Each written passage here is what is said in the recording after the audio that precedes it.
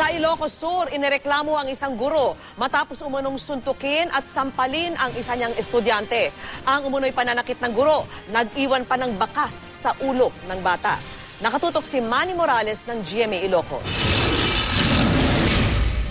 Kitang-kitang pasa sa likod ng bahagi ng tenga ng isang grade 6 student sa Sinait, Ilocos Sur matapos umano siyang suntukin ng kanyang guro.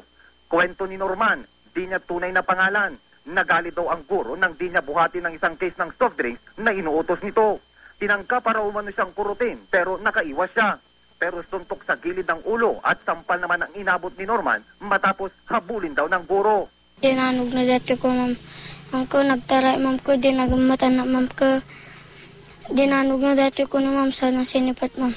Dahil sa insidente, takot na raw pumasok si Norman sa klase. Ang tiyahin naman ng biktima, galit sa sinapit ng pamangkin. Sasampan daw nila ng kaso ang guro. Dito nga inaramid na ma'am nas sumbatan na ipilaan me iti kaso na ije ito korte kami nga sa sarita ma'am. Tumangking umarap sa media ang inirereklamong guro.